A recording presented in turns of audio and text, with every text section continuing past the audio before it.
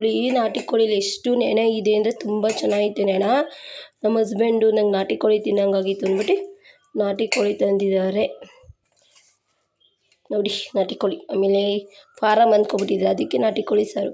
ಸಾಂಬಾರು ತುಂಬ ಚೆನ್ನಾಗಾಗುತ್ತೆ ನೋಡಿ. ಮೊಟ್ಟೆ ಒಂದೇ ಬಂದಿದೆ, ಅದು ಎಳೆ ಮೊಟ್ಟೆ. ಮೊಟ್ಟೆ ನೋಡಿ, ಮೊಟ್ಟೆ ಇಲ್ಲಿ ಮೊಟ್ಟೆ ಮಾಡ್ಕೋಬೇಕು ನಾಟಿ ಕೋಳಿ ಸಾಂಬಾರು. ಇವಾಗ ಶುಂಠಿ ಬೆಳ್ಳುಳ್ಳಿ ಪೇಸ್ಟ್ ಹಾಕ್ಬಿಟ್ಟು ಇದನ್ನು ಒಗ್ಗರಣೆ ಕೊಡೋಣ. ನೆನ ಮಾತ್ರ ತುಂಬ ಇದೆ, ಎಣ್ಣೆ ಸ್ವಲ್ಪ ಕಮ್ಮಿ ಬಿಡಬೇಕು. ಚೆನ್ನಾಗಿದೆ ಅದು ಕೋಳಿ, ಒಳ್ಳೆ ಮಟನ್ ಇದ್ದಂಗಿದೆ. ನಾಟಿ ಕೋಳಿ ನನಗೆ ಕಾಣಲ್ಲ, ಒಳ್ಳೆ ಮರಿ ಮಟನ್ ಇದ್ದಂಗಿದೆ ಈ ನಾಟಿ ಕೋಳಿ ಸಾಂಬಾರು. ಟೇಸ್ಟ್ ಯಾವ ಥರ ಬರುತ್ತೆ ಅಂತ ನೋಡೋಣ. ಓಕೆನೇ ಗೈಸ್?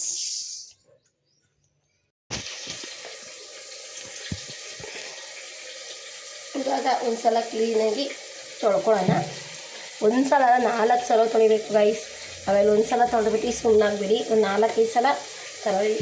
ಎಷ್ಟು ನೆನ ಹಾಕ್ತಿದೆ ಅಂದರೆ ಭೂಮಿ ಸುತ್ತಮುತ್ತ ನೋಡಿ ಎಷ್ಟು ಜಿಡ್ಡು ಬಿಟ್ಕೋತಾ ಇದೆ ಅಂದರೆ ಗೈಸ್, ಅಷ್ಟು ಜಿಡ್ಡು ಬಿಟ್ಕೋತಾ ಇದೆ.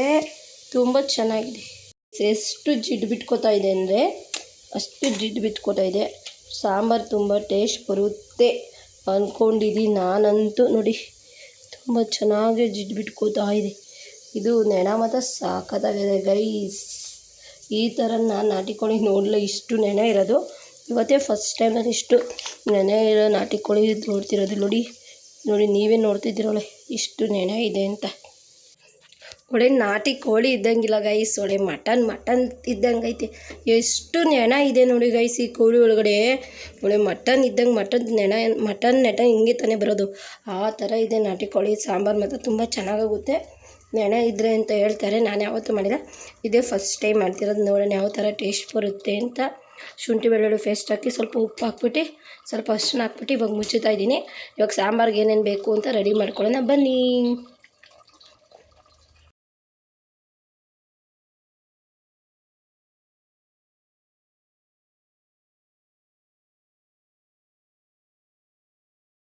ತಿಂತಿದ್ದೇನೆ. ಹೆಂಗಿದೆ ಚಿನಿ? ಯಾವ ಥರ ಇದೆ? ಸೂಪರ್. ಓಕೆ, ಇವನು ತಿಂತಿದ್ದಾನೆ. ಅಪ್ಪ ಇಲ್ಲಿ ನೋಡಿ ಎಷ್ಟು ಎಣ್ಣೆ ಬಿಟ್ಕೊಂಡಿದೆ ಅಂದರೆ, ಇಷ್ಟು ಎಣ್ಣೆ ಬಿಟ್ಕೊಂಡಿದೆ ನೋಡಿ ಗೈಸ್.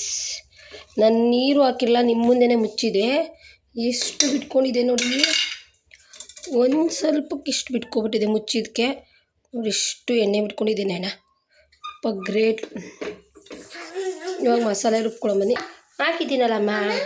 ಓ ಮಗನೇ, ಇನ್ನು ಸುಡಲ್ಲ, ಅವ್ರು ರುಬ್ಕೊಂಡು ತಿನ್ನಮ್ಮ, ನಿಧಾನಕ್ಕೆ ತಿನ್ನು ಓಕೆನಾ? ರುಬ್ಕೊಂಡು ತಿನ್ನು ಅಂತ ಹೇಳ್ತಿದ್ದೀನಿ ನಮಗೆ. ಇಷ್ಟು ನೆನ ಬಿಟ್ಕೊಂಡಿದೆ ಎಣ್ಣೆ ಅಂದರೆ ಒಳ್ಳೆ ಸೂಪರಾಗಿರುತ್ತೆ ಸಾಂಬಾರು. ನೋಡಿ ಅದೇ ಎಣ್ಣೆ ಹಾಕ್ಬಿಟ್ಟು ನಾನು ಉಟ್ಕೋತಾ ಇದ್ದೀನಿ. ಎಷ್ಟು ಬೇರೆ ಎಣ್ಣೆ ಹಾಕೋಕ್ಕೋಗಿಲ್ಲ, ಚಿಕನಲ್ಲೇ ಎಣ್ಣೆ ಬಿಟ್ಕೊಂಡಿತ್ತಲ್ಲ ಅದನ್ನೇ ಹಾಕಿ ಈರುಳ್ಳಿ, ಬೆಳ್ಳುಳ್ಳಿ, ಕೊತ್ತಂಬರಿ, ಶುಂಠಿ, ಈರುಳ್ಳಿ, ಗಸಗಸೆ, ಕೊತ್ತಂಬರಿ, ಪುದೀನ ಎಲ್ಲ ಚೆನ್ನಾಗಿ ಎಣ್ಣೆ ಫ್ರೈ ಮಾಡ್ಕೋತಾ ಇದ್ದೀನಿ. ಆಮೇಲೆ ಕಾಯಿ ಲಾಸ್ಟಿಗೆ ಹಾಕೋಣ. ಇವು ನೋಡಿ ತಿನ್ಕೊಂಡು ಡ್ಯಾನ್ಸ್ ಮಾಡ್ತಾ ಇರೋದ, ತಿನ್ಕೊಂಡು ಡ್ಯಾನ್ಸ್ ಮಾಡ್ತಾ ಇದ್ದಾನೆ ಚೆನ್ನಾಗಿದೆ ಅಂತ. ಇವನು ಖುಷಿ ನೋಡೋಕ್ಕೆ ನನಗೆ 2 ಕಣ್ಣು ಸಾಲದು.